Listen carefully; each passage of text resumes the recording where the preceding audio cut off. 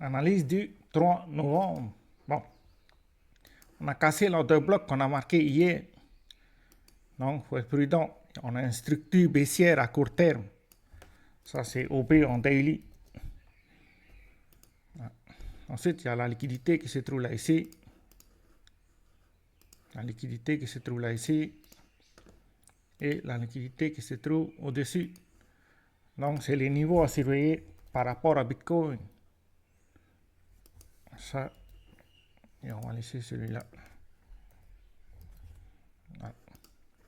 Après, on va descendre en 4 heures.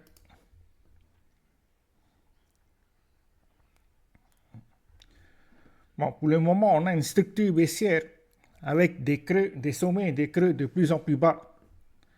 Donc, il faut s'attendre à ce qu'on vienne au moins tester, attraper les liquidités qui se trouvent en dessous du niveau actuel, tant qu'on n'a pas cassé notre MSB. D'ailleurs, on va marquer notre MSB.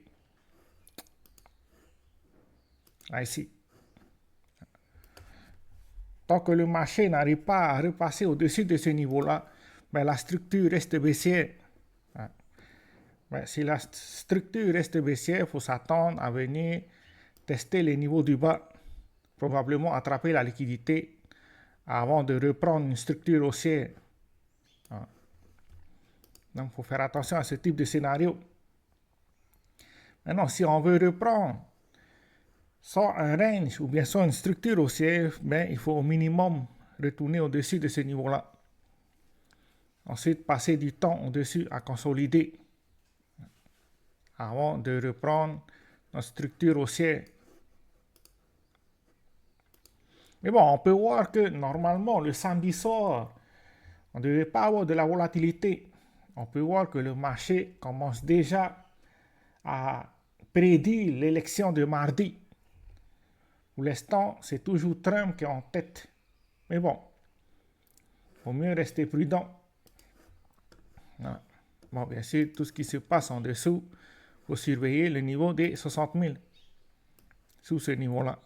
Il y a un niveau intermédiaire entre les 60 000 et le niveau actuel, c'est les 63 000. Là, il y a un order bloc là ici. C'est le dernier point bas avant la montée impulsive. C'est la définition d'un order bloc. Donc, c'est les niveaux et les schémas à surveiller par rapport à Bitcoin. Maintenant, pour tous ceux qui sont en scalping, faire attention parce qu'il y a beaucoup de positions qui ont clôturé ce matin. On a une divergence. Maintenant, est-ce que c'est du côté des acheteurs ou du côté des vendeurs? C'est ça la question à se poser. Pour le moment, on n'a toujours pas de signaux.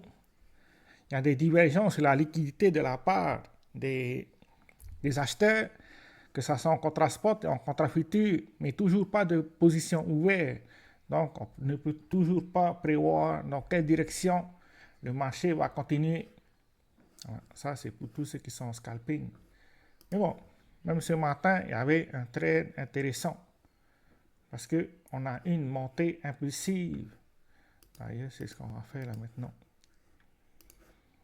Récapitulatif du trade que j'ai pris ce matin. C'était en scalping, ça a duré à peine 20 minutes, je crois. C'était là ici.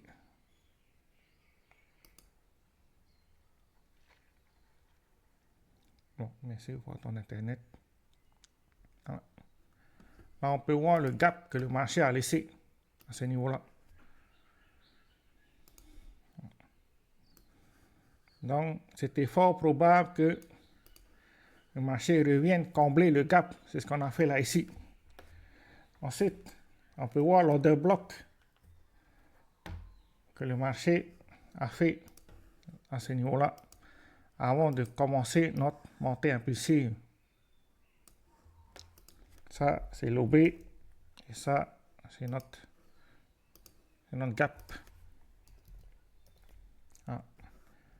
Je crois qu'il était 7 heures.